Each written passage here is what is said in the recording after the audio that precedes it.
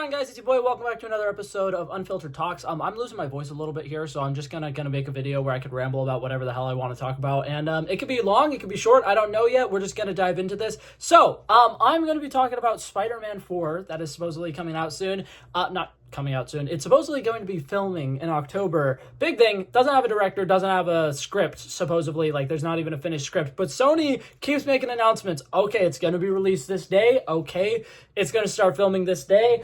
And I think it's crazy, some of the stuff that's happening with it. So I'm kind of going to come on here and talk about it. And I am going to kind of like play into like what I think Sony is probably attempting to do here, except for I'm going to give Sony so much benefit of the doubt that they definitely do not deserve here. So for people who do not know kind of some of the behind the scenes stuff that's happening here, there is a massive disagreement right now. I definitely said that wrong. There's a giant disagreement right now with whether or not the next Tom Holland Spider-Man movie should be a street-level movie or if it should be another multiversal type thing that should connect the Spider-Man into the Spider-Verse stuff and should connect, you know, Tobey Maguire and Andrew Garfield, bring them back again, bring back some of the villains, keep reusing the same stuff over and over again because, God forbid, somebody creates an original story. And here's the thing.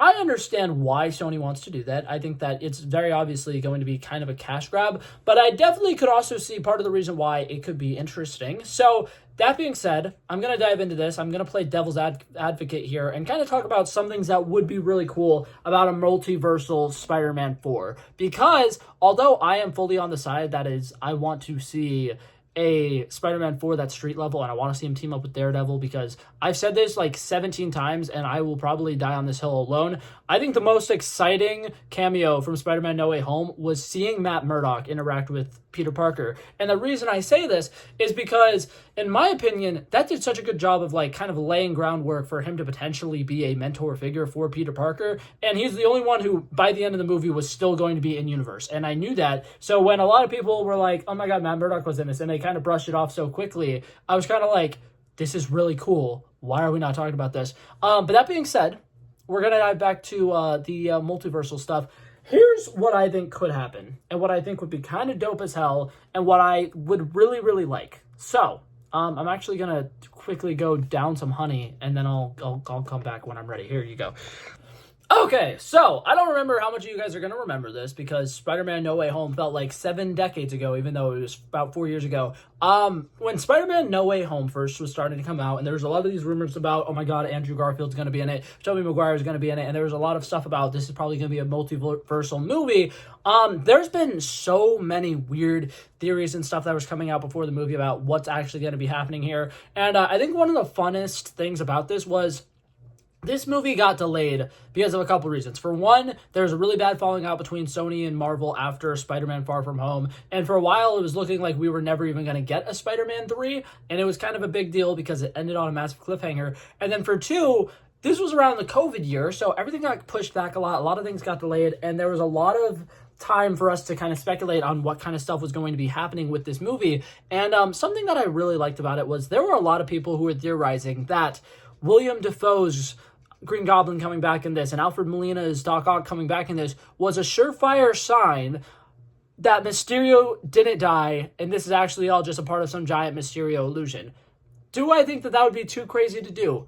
Absolutely. But do I also think it would be insane if that gets revealed at like the beginning of this movie or whatever? Peter Parker is just going about his normal day-to-day life, and then we kind of have like a Black Mirror type situation where he notices something very, very slightly is off, and then kind of his entire world kind of crumbles around him, and he realizes, holy shit, I've been living a lie for the last 2.5 years. And then we kind of dive back into some multiversal shenanigans and stuff like that. And I definitely think that where I'm going with this is a giant rabbit hole. And I definitely think that this is something that would be way too difficult to write. And especially because I'm like, this is one of those cases where I'm like, if it's written right and if it's directed right, it'll be good. But guess what? Newsflash, if anything is written right and anything is directed right, it'll be good. Like, that's literally me saying nothing. But what I think would be really, really cool is if we kind of like play into some of those theories that some people had and we talk about, okay, Tom Holland now made a wish, so Peter Parker no longer exists. People don't know Peter Parker exists, and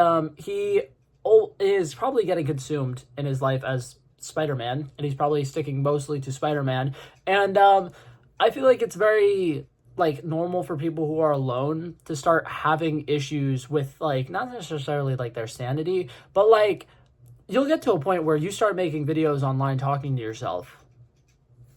That's a meta joke. I'm talking about myself. But what's it called? You'll kind of get to a point where you start like just not feeling the same. You'll start like slowly losing like a little bit of like senses of stuff. You'll start talking to yourself. You're starting to get a little bit manic, right? And I don't think necessarily that Peter Parker would have this problem because, like I said, he's still Spider-Man. He's going around swinging webs and he's saving lives and stuff like that. But I definitely think it is something that like mental health, right? When you are alone, it is harder to overcome specific challenges with like anxiety and with certain stuff like that. And I think that a very interesting story that they could potentially dive at with this is Peter Parker dealing with his self-doubt and realizing nothing is real. I don't know. I just feel like it'd be a really cool concept. And I'm a firm believer that life isn't real. This is a simulation. Wake up, wake up, wake up, wake up. I'm kidding.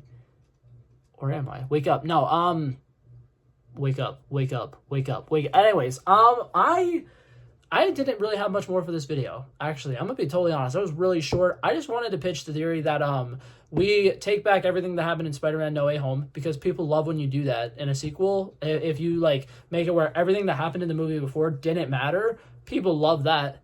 Oh, people love that. Oh my god. When I'm trying to think about a really good example, but like at the same time, I really can't think of one. I think that obviously some of the most common examples would be movies like Avengers Endgame. Everybody died sacrificing themselves for this specific thing, and oh my god, we're just gonna undo that immediately. And I feel like they do this with shows a lot. There'll be like a cliffhanger where like, oh my god, no, something's happening. This person's gonna get hurt, and then the next episode, it's like 6 weeks later, and the character's actually already fully recovered, and it's like, why did we do that? But yeah, that was just kind of something that I thought Sony would totally buy into because, like I said, they're trying to do something that's going to be super clickbaity. They're trying to do something that's going to bring in as much characters as possible, and they're going to try to like somehow work Spider-Man into the Spider-Verse into this because it's their most successful project. They're going to try to get Tom Hardy's Venom to show up in this universe, even though the MCU would be significantly better if they get a new person to play Eddie Brock, somebody who's younger. And I definitely like think that they should focus more on, you know, Spider-Man being a hero and like fighting the streets of New York. And I think that'd be really cool to just show him interacting with other superheroes because like he is pretty much devoting his life to being Spider-Man right now. And the only time he Peter Parker's is when he needs to make money so he could live. And I think that would just be really interesting to show him, you know, fighting alongside people who live in New York and fighting street level threats and potentially facing Kingpin or something. But instead, we're going to get Bruce Campbell as Mysterio in this movie, and it's going to be great, and everybody's going to love it. And then that really scary bald actor who was supposed to play Vulture, let's get him in this. I'm just going to show the concept art real quickly. I do not remember the name of the actor or anything about this, but Sam Raimi's Spider-Man 4 is supposed to have the Vulture, and it was going to be really, really cool. Also, Paul Giamatti is like insanely popular now because of the movie Holdovers. Get him back as the Rhino. Let's do it right this time. I'm so excited. Let's just bring back everybody. And while we're at it, Emma Stone as a older variant of Gwen Stacy who didn't die. Let's do it. Donald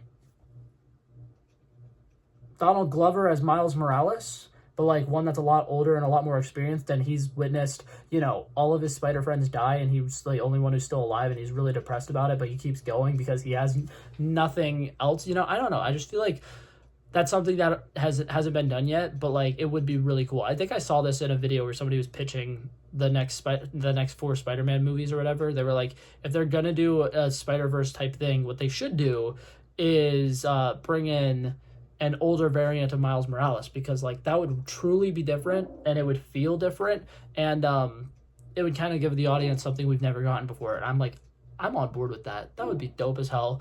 But that being said, I think that's everything I wanted to say with this video. Like I said, it's all over the place. I'm tired. My voice is killing me. I'm going to go lay down, probably sleep for the next 4 days. So if I don't post a video, that's why. I love and appreciate you guys so much for watching. Peace out. Bow. Bow, bow. I forgot my outro there for a second. That's awkward.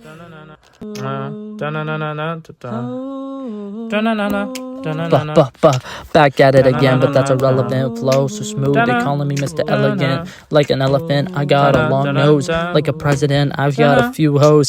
Swift with a stutter, I'm smooth like butter. Don't see it coming when I slip undercover. Like a big dog, but I don't bite.